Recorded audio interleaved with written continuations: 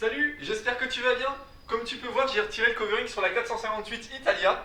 Elle est retournée dans sa couleur d'origine et je vais t'expliquer tout ça juste après l'intro.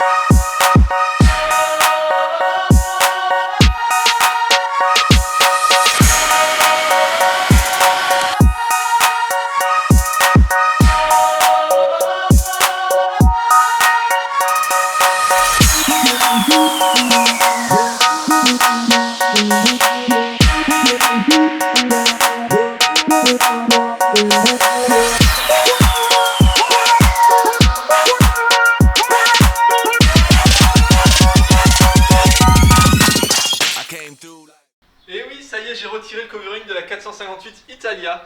Donc beaucoup de personnes l'ont connu ce covering sur Paris, même des personnes carrément m'arrêtaient pour me parler du covering.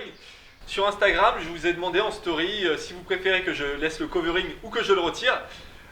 Vous étiez 67% des personnes à préférer que je retire le covering, donc voilà, j'ai décidé de le retirer et même moi ça me fait plaisir de la retrouver en rouge. Par contre, je ne l'ai pas retiré entièrement. Il y a quelques petites parties que j'ai laissées, comme par exemple les prises d'air juste ici. J'ai laissé le covering noir mat à l'intérieur des prises d'air. Ça donne un petit côté dynamique à la voiture. Je trouve que ça permet de mieux voir les prises d'air aussi. Ça fait un bon contraste. Pareil pour le bas de cage. Je trouve que le noir mat se marie très bien avec le rouge Ferrari. J'ai laissé cette bande de covering noir mat. Sur la voiture, je trouvais ça plutôt sympa et je trouve aussi ça fait ressortir le logo Ferrari. J'ai laissé aussi une partie du covering à l'intérieur des portières. C'est assez discret et quand je suis en la portière ça se voit pas du tout, donc voilà. Quand tu montes dans la voiture par exemple, ça évite de laisser des rayures à l'intérieur des portières.